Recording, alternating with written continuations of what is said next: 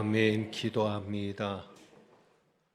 한계가 없은 신 그 놀라운 십자가 사랑으로 우리를 구원하신 주님을 찬양합니다.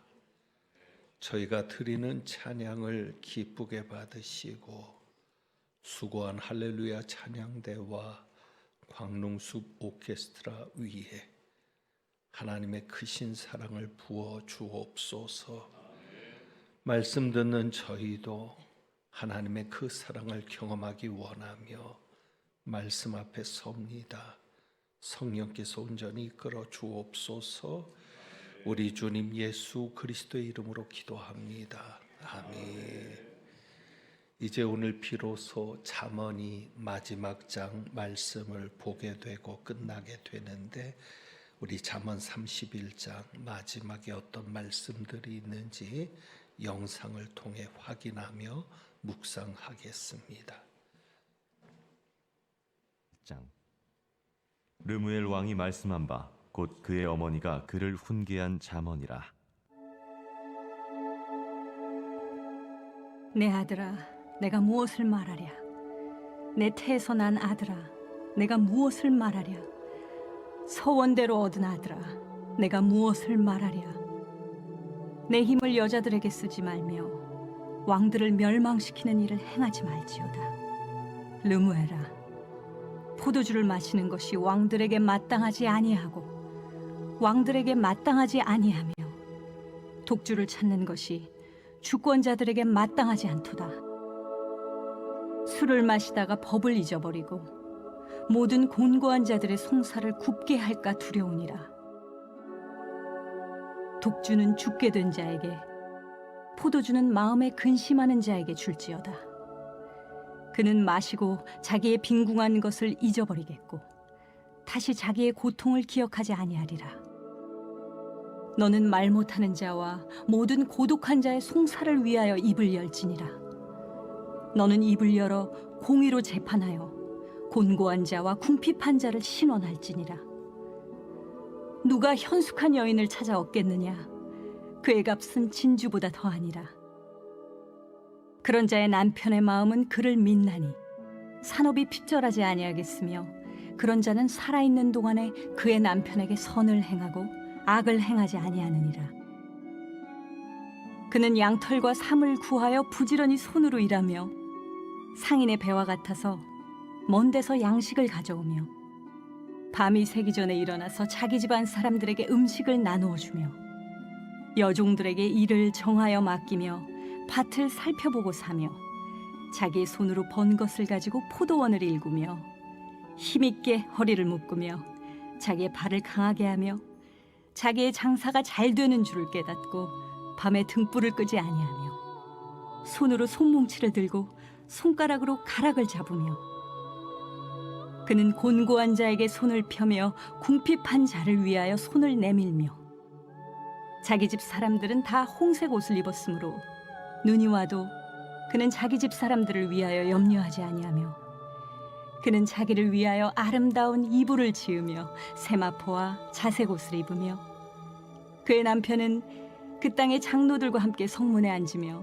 사람들의 인정을 받으며, 그는 배로 옷을 지어 팔며 띠를 만들어 상인들에게 맡기며 능력과 존귀로 옷을 삼고 후일을 웃으며 입을 열어 지혜를 베풀며 그의 혀로 인애의 법을 말하며 자기의 집안일을 보살피고 게을리 얻은 양식을 먹지 아니하나니, 그의 자식들은 일어나 감사하며 그의 남편은 칭찬하기를 덕행 있는 여자가 많으나 그대는 모든 여자보다 뛰어나다 하느니라.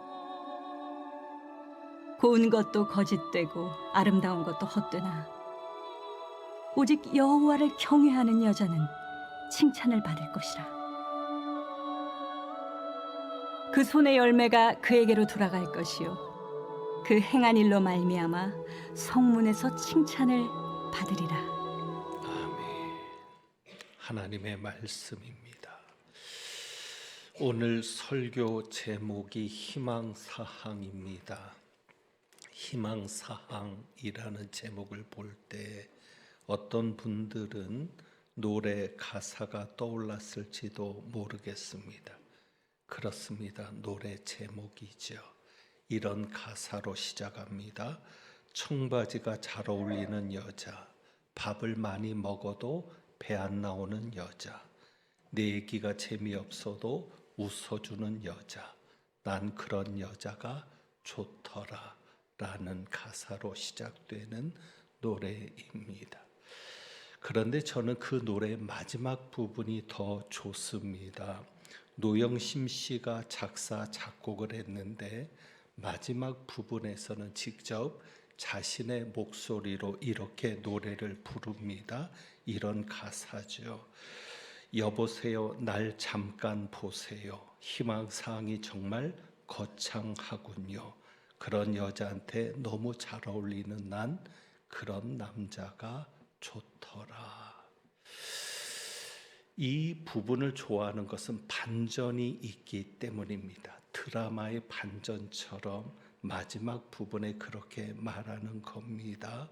여보세요, 날 잠깐 보세요. 희망사항이 정말 거창하군요.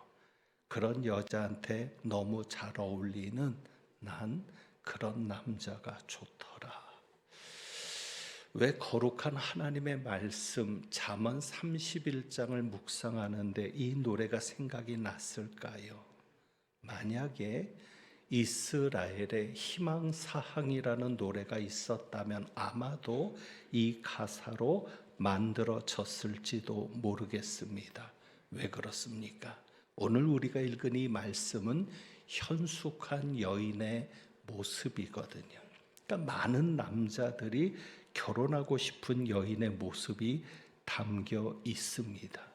만약에 여러분의 자녀들에게, 아들들에게 결혼하기를 원하고 그 며느리의 상을 이야기한다면 이 잠언 31장을 그대로 이야기해 주어도 좋겠습니다.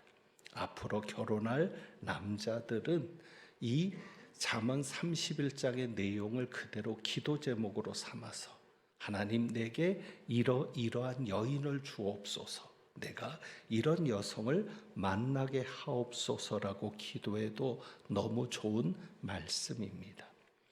그러니까 이 말씀 자체가 정말 결혼하고 싶은 혹은 남자들의 로망을 담은 이런 여성을 만나고 싶은 그 희망사항이 담겨 있기 때문에 희망사항이라는 노래가 생각이 났는가?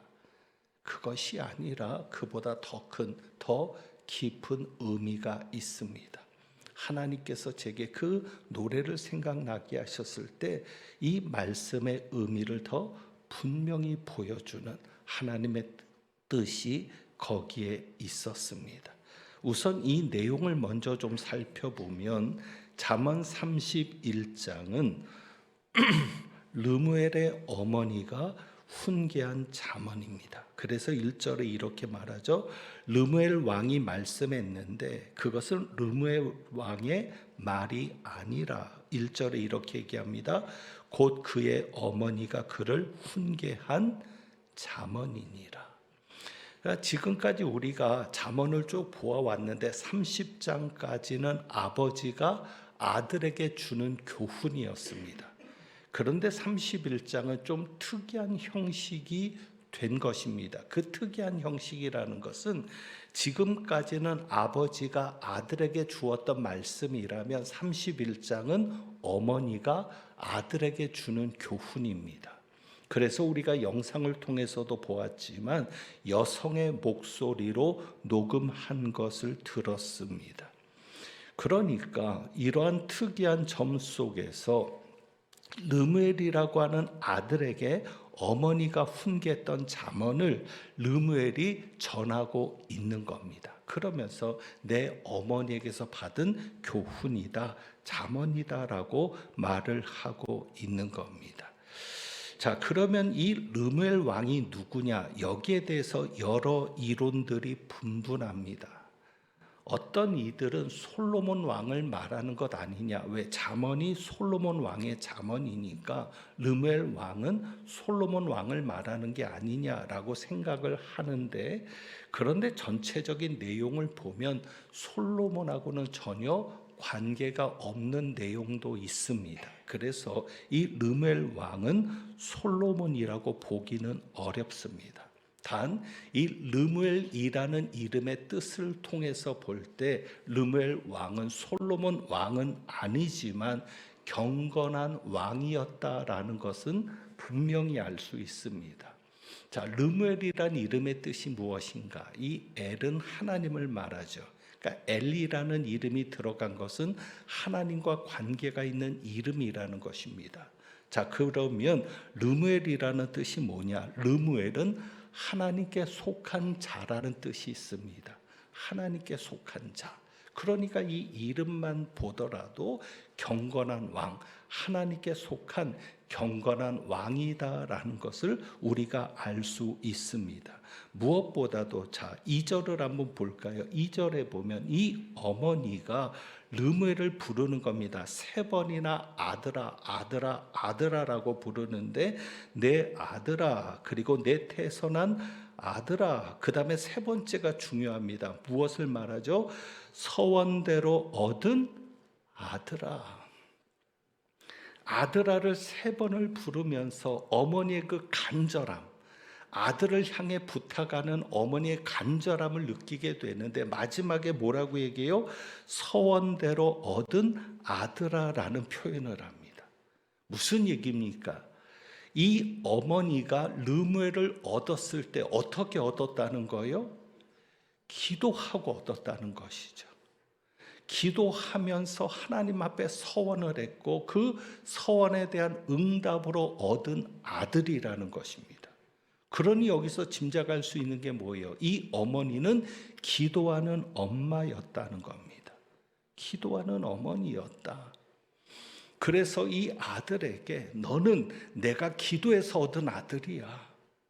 그러니 기도해서 얻은 아들, 한나가 사무엘을 위해서 기도하고 얻은 아들이었고 양육했던 것처럼 이 어머니도 르무엘을 기도해서 얻은 아들인데 얼마나 신앙으로 믿음으로 양육했을지를 충분히 짐작할 수 있는 겁니다. 그래서 그 아들에게 주는 교훈 속에 1절부터 9절까지는 왕이 피해야 될 것, 왕은 이것을 피해야 된다. 독주와 포도주를 멀리하라. 또 여인들에게 힘을 쓰지 말아라. 내 힘을 여자들에게 쓰지 말아라 하면서 하지 말아야 될 것을 교훈하고 그리고 이러해야 될 것을 교훈하는데 특별히 공의를 강조합니다. 그렇게 강조한 이후에 10절에 가서는 현숙한 여인에 대해서 말을 하고 있습니다. 자, 이제 10절을 보면 이렇게 시작합니다. 누가 현숙한 여인을 찾아 얻겠느냐? 질문으로 시작합니다. 누가 현숙한 여인을 찾아 얻겠느냐? 현숙한 여인을 찾아 얻는 것이 어렵다는 겁니다. 왜냐하면 현숙한 여인의 가치가 너무 귀하기 때문이죠. 그래서 그의 값은 진주보다 더하니라. 현숙한 여인의 가치를 진주에 비교합니다. 이것은 두 가지 의미가 있는데 하나는 그 여인의 가치가 너무 비싸다 혹은 너무 뛰어나다는 것입니다. 그러니까 이 세상의 어떤 것도 비교할 수 없을 만큼 진주의 값은 귀하고 가치 있는 거거든요. 그러니까 현숙한 여인의 가치는 아주 뛰어나다는 것이죠. 이 세상의 어떤 것과도 비교할 수 없을 정도로 현숙한 여인의 가치는 뛰어나고 또 한 가지는 희소성입니다. 진주를 만나기가 쉽지 않습니다. 진주를 찾기가 어려운 것처럼 현숙한 여인을 만나는 것이 쉽지 않다. 현숙한 여인은 흔하지 않다라는 것을 말하고 있습니다. 그러니 그런 여인을 얻는 것이 얼마나 복된 것인가 하는 것을 아들에게 말해주고 있는 겁니다. 자, 그러면 현숙한 여인이라고 되어 있는데 이 현숙한 여인의 의미가 무엇인가를 먼저 좀 살펴봅니다. 우리나라 말 국어 사전에서는 마음과 행동이 어질고 바른 것이 현숙함입니다. 그러니까 현숙한 여인이라고 하면 우리나라 관점에서는 마음과 행동, 마음뿐만 아니라 행동입니다. 마음과 행동이 바르고 어진 사람이 현숙한 여인입니다. 그런데 히브리어는 좀 다릅니다. 히브리어에서 현숙이라고 하는 이 단어, 현숙함이라는 단어는 능력을 말합니다. 유능하다는 겁니다. 그러니까 히브리어 단어를 가지고 번역을 해보면 이렇게 그 의미를 살려서 번역하면 말할 수 있죠. 누가 능력 있는 여인을 찾아 얻겠느냐? 그런데 여러분, 왜 현숙한 여인이 능력 있는 여인일까요? 그것은 지혜 관점에서 능력으로 표현되는 겁니다.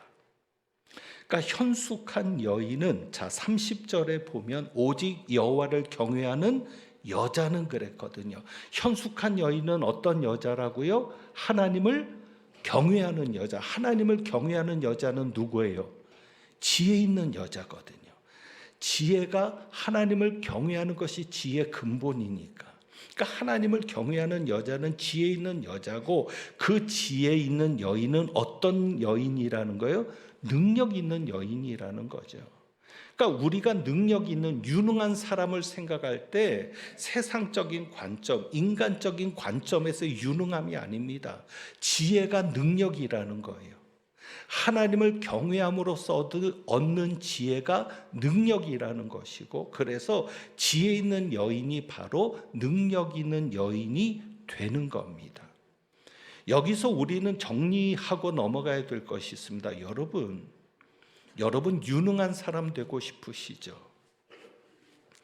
가정에서도 회사에서도 어디서도 인정받는 능력자가 되고 싶으시죠? 세상에서는 개인이 능력을 키울 것을 말할 겁니다. 하지만 예수를 믿는 우리는, 하나님의 말씀 앞에 선 우리는 하나님을 경외하는 것이 능력입니다. 여러분이 예수 잘 믿을 때, 정말 하나님을 경외하는 자로서 살아갈 때, 그래서 하나님이 주시는 지혜를 가지고 살아갈 때 그것이 바로 능력이고, 그렇게 살아가는 자가 능력 있는 자임을 아셔야 합니다. 그래서 그런 전제를 여러분들이 생각하시면서 이제 현숙한 여인이 무엇인가, 현숙한 여인이 누구인가를 살펴봅니다. 그런데 하나님께서 이 말씀, 현숙한 여인에 대한 말씀을 주실 때 이런 생각을 할 수 있습니다. 그럼 이것은 오늘 여성들이 들어야 될 말씀이네. 그럼 이제 나는 남자니까 자도 되겠네. 하나님의 말씀이 그렇게 성별을 구별해서 주어지는 것이 아니죠. 한번 이렇게 생각해 보죠. 여러분, 현숙한 여인에게만 해당되는 말씀이겠습니까? 이제 제가 10절부터 그 내용들을 정리해 드릴 텐데 그 내용이 현숙한 여인이 되는 데만 필요한 내용이겠습니까? 우리 남성분들은, 죄송합니다, 제가 남자니까 우리 남성이라 그랬습니다. 차별적인 발언이 아닙니다. 우리 남성들은 현숙한 남자가 되면 안 되겠습니까? 현숙한 여인의 특징들을 보면서 이것을 남자로 바꾸어서 우리 남자들도 현숙한 남자가 되면 안 되겠습니까? 이런 내용들이 우리 남자들에게도 필요하지 않겠습니까? 그래서 우리가 한번 살펴봅니다. 현숙한 여인이 누구냐? 가장 먼저 나오는 것이 11절입니다. 현숙한 여인은 신실하며 신뢰감을 주는 여인입니다.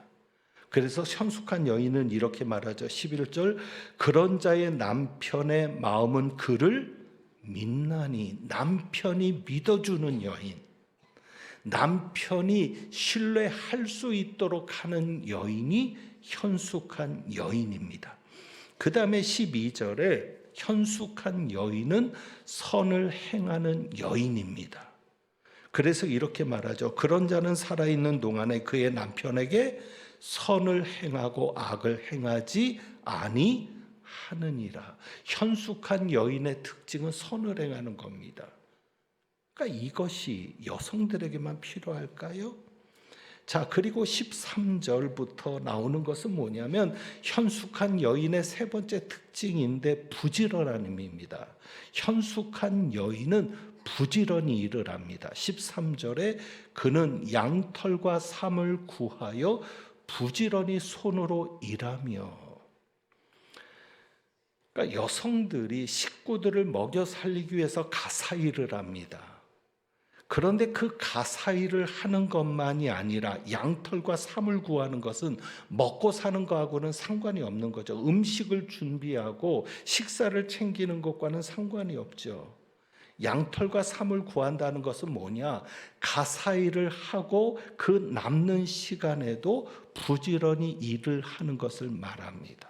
그러니까 가사를 돌보는 일 외에도 부지런히 일하는 것을 말하는데 그 부지런함이 14절에는 먼 데서 양식을 가져오며 상인의 배와 같아서 먼 데서 양식을 가져오며 그래서 양털과 삼을 구해서 부지런히 일을 해서 그것을 가지고 먼 데까지 가서 양식을 가져오고 그리고 그의 부지런함이 어떻게 나옵니까? 15절에 밤이 새기 전에 일어나서 그리고 18절에도 나오죠. 밤에 등불을 끄지 아니하며.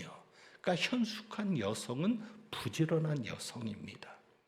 그런데 또 한 가지 단순히 부지런하기만 한 것이 아니라 현숙한 여인의 특징은 뭐예요? 지혜거든요.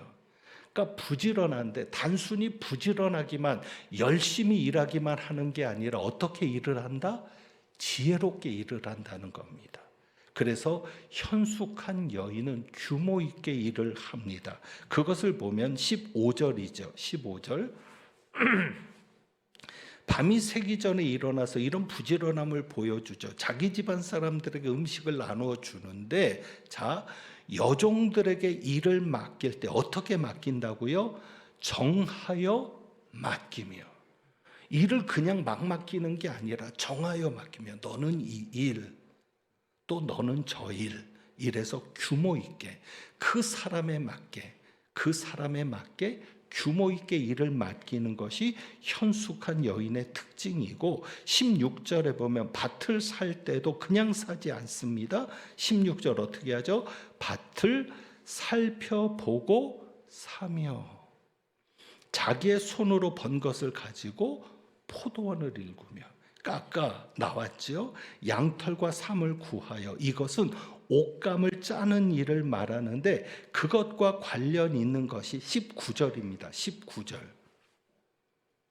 손으로 소뭉치를 들고 손가락으로 가락을 잡으며 이것은 물레질을 해서 실을 만드는 행동입니다. 그러니까 양털과 삼을 구해서 옷감을 짜는데 어느 때는 물레질을 해서 실을 만드는 것이죠. 그래가지고 그것을 어떻게 해요? 24절에 보면 나오잖아요.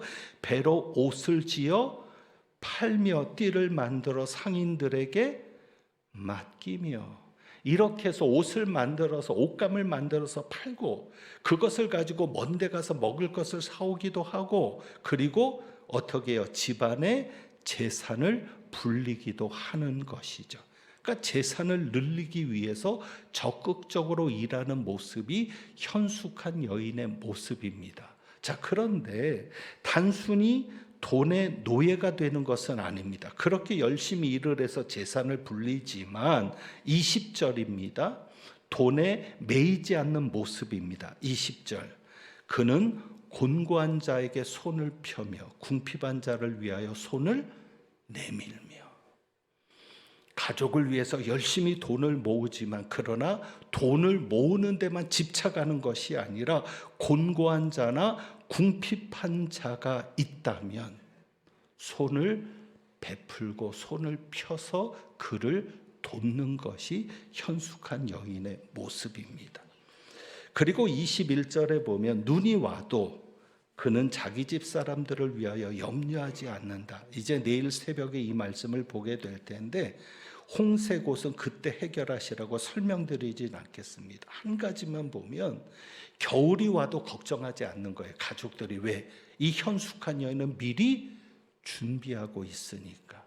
그러니까 준비성이 철저한 여인의 모습이 현숙한 여인의 특징입니다. 자, 이제 우리는 30절에서 그 결론을 봅니다. 고운 것도 거짓되고 아름다운 것도 헛되나. 현숙한 여인의 기준은 외모가 아닙니다. 고운 것도 거짓되고 아름다운 것도 헛되나. 결국은 마음이거든요. 그래서 현숙한 여인은 어떤 여인입니까? 하나님을 경외하는 여자인데, 여호와를 경외하는 여자는 칭찬을 받을 것이라. 그러니까 하나님을 경외하니까 하나님께서 그 현숙한 여인에게 무엇을 주세요? 지혜를 주세요. 그래서 그 지혜를 가지고 실천을 하며 사니까 31절이죠. 그 손의 열매가 그에게로 돌아갈 것이요. 이제 우리가 31장에서 잠언을 끝내게 됩니다. 잠언의 중심이 하나님을 경외하는 자입니다. 지혜 있는 자입니다. 우리는 여기에서 하나님께서 주시는 귀한 교훈을 얻습니다. 하나님을 경외하는 자가 누구냐? 지혜 있는 자가 누구냐? 오늘 이 잠언 31장의 현숙한 여인의 모습을 통해서 하나님을 경외하는 자가 어때야 함을 우리는 정리할 수 있게 되죠. 여러분, 하나님을 경외한다고 하니까, 하나님을 잘 경외한다고 생각하니까 예배 잘 드리는 것만 생각하십니까? 하나님을 경외하는 거니까 교회 안에서만 하나님을 경외하는 모습으로 살아가면 되는 겁니까? 오늘 현숙한 여인의 모습을 보니까 하나님을 경외하는 여인은 세 가지에서 인정을 받습니다. 그러니까 하나님을 경외한다는 것은 삶으로 나타나야 합니다. 삶에서, 생활에서 나타나야 합니다. 어떻게 나타나요? 첫째는 가정에서. 그러니까 하나님을 경외하는 자의 삶은 반드시 어디에서 나타난다? 가정에서 나타난다. 그리고 두 번째는 이웃들에게 어떻게 하느냐로 나타난다. 그리고 마지막 세 번째는 하나님에게 나타나는 겁니다. 그러니까 하나님을 경외하는 삶은 이 세 가지 방향성을 가지고 있는 겁니다. 가정에서 잘해야 되고, 이웃들에게 잘해야 되고, 하나님에게 잘해야 합니다. 만약에 성실이라고 한다면 가족에게 성실, 이웃에게 성실, 하나님께 성실, 그것이 하나님을 경외하는 자의 분명한 모습입니다. 그러니까 28절을 보세요. 그의 자식들은 일어나 감사하며. 하나님을 경외한다고 교회에서만 잘하지 않습니다. 교회에서는 열심히 하고 피곤하다고 집에서는 내팽개쳐두지 않습니다. 그러니까 자식들도 일어나 감사하고 어떻게 합니까? 그의 남편은 칭찬하는 겁니다. 자, 여기에서 보면 23절에 그의 남편은 그 땅의 장로들과 함께 성문에 앉으며 사람들의 인정을 받으며. 그러니까 현숙한 여인은 사람들에게도 남편을 인정받게 합니다. 그러니까 당연히 이웃에게도 잘하니까, 아까 보았잖아요. 공고한 자에게 손을 펴고 궁핍한 자를 위하여 손을 내미니까. 그리고 남편을 잘 높여서 사람들에게도 높아지게 하니까 사람들이 어떻게 해요? 칭찬하는 거예요. 남편만 칭찬하는 게 아니라 31절입니다. 그 손의 열매가 그에게로 돌아갈 것이요. 그 행한 일로 말미암아 어디에서? 성문에서 칭찬을 받으리라. 성문이 어디입니까? 사람들이 가장 많이 모이는 곳, 장터와 같은 곳이죠. 그 많은 사람들에게도 칭찬을 받는 여인이 됩니다.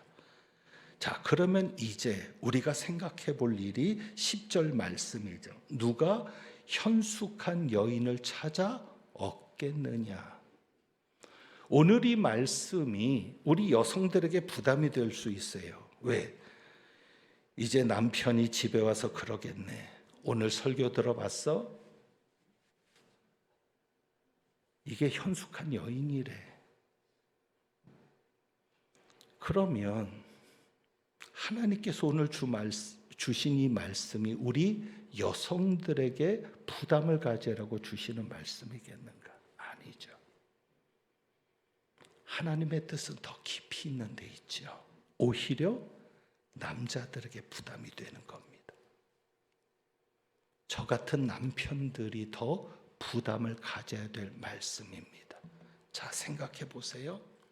누가 현숙한 여인을 찾아 얻겠느냐? 왜 엄마가 아들에게 현숙한 여인을 이야기하겠습니까? 왕에 대해서 왕은 이래야 한다? 이렇게 얘기한 다음에 왜 아내에 대한 이야기를 하겠습니까? 네가 왕 노릇을 잘하려면 이런 현숙한 여인을 얻어야 된다라고 해서 그 이야기를 하겠습니까? 이 질문의 의미는 뭘까요? 누가 현숙한 여인을 찾아 얻겠느냐?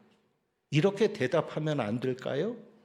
현숙한 여인에게 맞는 남자가 되어야 현숙한 여인을 얻는다는 것입니다. 이 엄마가 아들에게 그 이야기를 하는 것은 현숙한 여인은 이런 여인이야.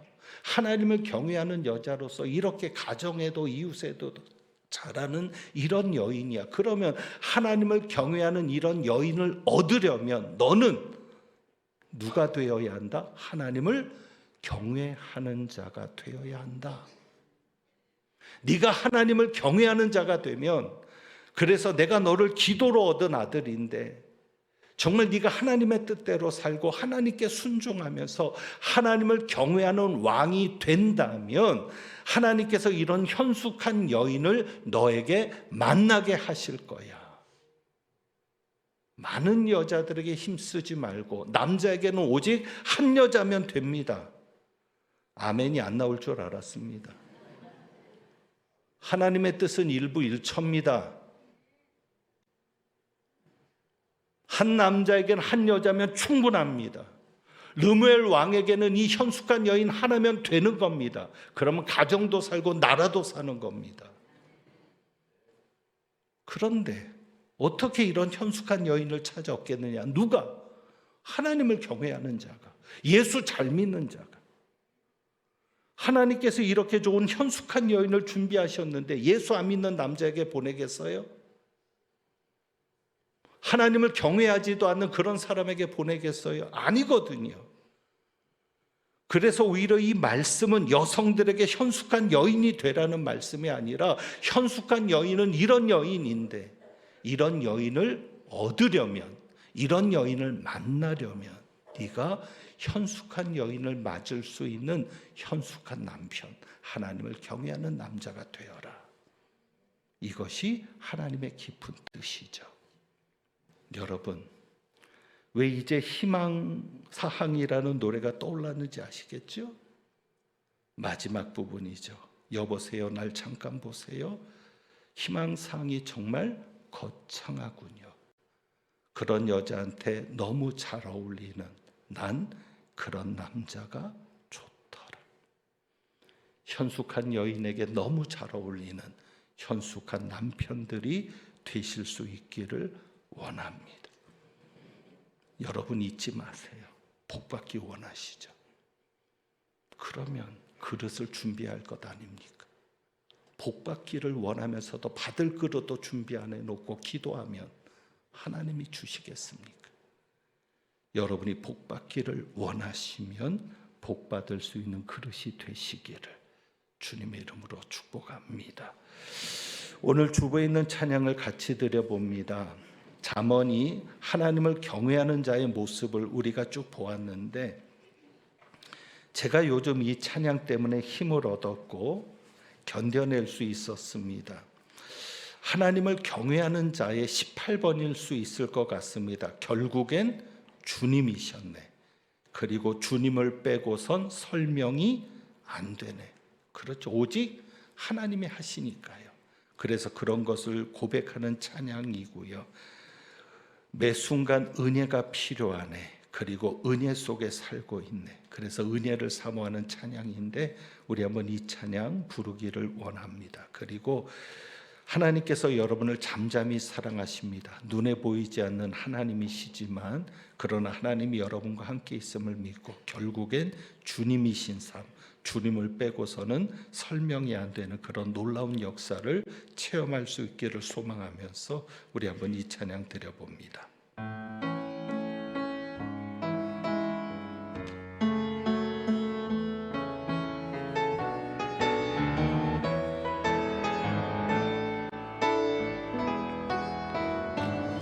끝없을 것 같은 무거운 내 삶에 주님의 뜻이 어디 있을까?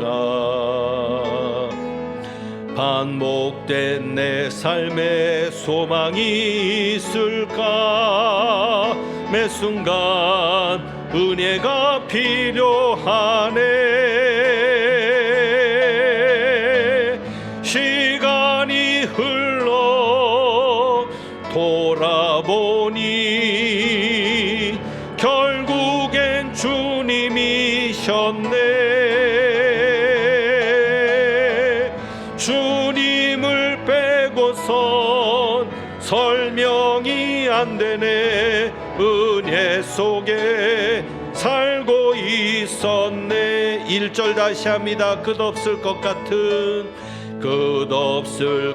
같은 무거운 내 삶에 주님의 뜻이 어디인가? 반복된 내 삶에 소망이 있을까? 매 순간 은혜가 필요하네. 시간이 흘러 돌아보니 결국엔 주님이셨네. 아멘. 주님을 빼고선 설명이 안 되네. 은혜 속에 살고 있었네.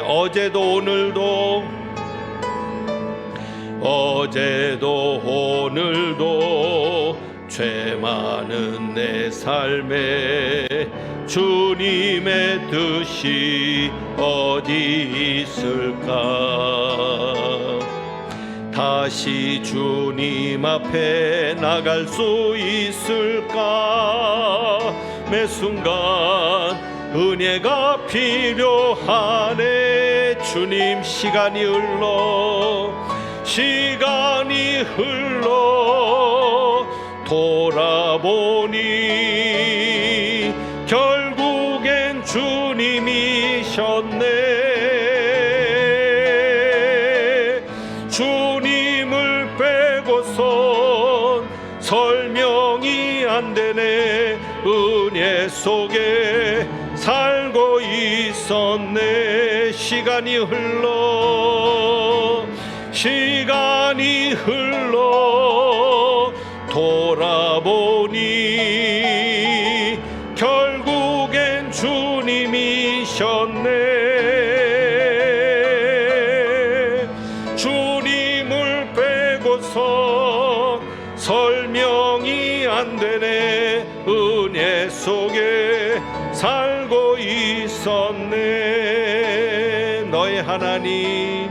너의 하나님 여호와가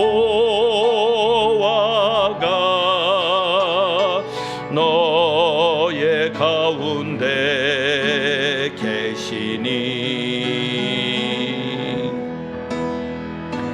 그는 구원을 베푸실 전능자시라.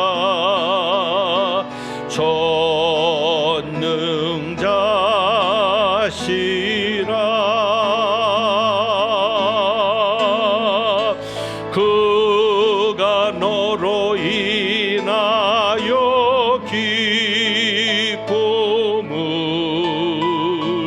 이기지 못하시며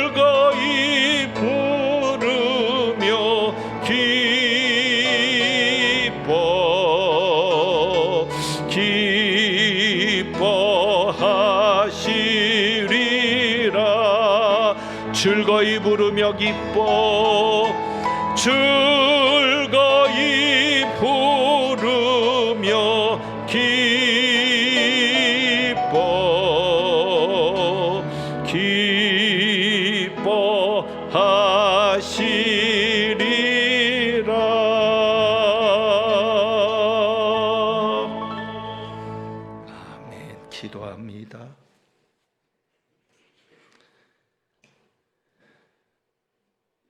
끝이 없을 것 같은 무거운 내 삶에 주님의 뜻이 어디 있을까 고민했습니다. 반복된 내 삶에 소망이 있을까 힘들었습니다. 그런 시간들을 보내고 여기까지 왔는데 시간이 흘러 돌아보니 결국엔 주님이셨습니다. 주님을 빼고서는 설명이 안 되는 삶이었습니다. 이런 남편, 이런 아내, 이런 자녀들과 함께 가정을 꾸린 것도 진접에 오게 되고 광릉교회에서 서로 만나게 되고 이렇게 살아가게 된 것도 주님을 빼고서는 설명이 안 되는데, 비록 힘들고 어려운 삶이지만 현실이지만 은혜 속에 살고 있음을 고백하는 저희들 되게 하옵소서. 그것이 진정 하나님을 경외하는 삶이요 하나님이 주신 지혜로 감당하는 삶인 줄 믿사오니, 우리가 그렇게 하나님을 더 가까이 하고 하나님을 더 사랑함으로 인해서 잠잠히 사랑하시는 하나님을 경험하는 저희들 되게 하옵소서. 영이신 하나님은 보이지 않고 사람들만 보이고 환경만 보이더라도 하나님이 우리 가운데 계심을 믿고 잠잠히 하나님을 따라가는 저희들 되게 하옵소서. 오늘도 주님 앞에 예물을 구별해 드립니다. 예물 드린 가정 손길마다 결국엔 주님이셨다는 고백, 주님이 하셨습니다라는 고백이 나올 수 있도록 기적을 경험하며 놀라운 역사를 경험하게 하여 주옵소서. 한 사람의 실수로 인해 온 나라가 슬픔 속에 있는데 그 재앙의 불씨가 내가 되지 않도록 하나님 앞에 잘 살게 도와주시고, 뜻하지 않은 재난과 어려움을 겪은 이들 어떻게 기도해야 될지 모르겠습니다. 주님 도와주시옵소서. 하나님은 내게 복을 주시고 너를 지키시기를 원하며, 하나님은 그의 얼굴을 내게 비추사 은혜 베푸시기를 원하며, 하나님은 그 얼굴을 내게로 향하여 드사 평강 주시기를 원하노라.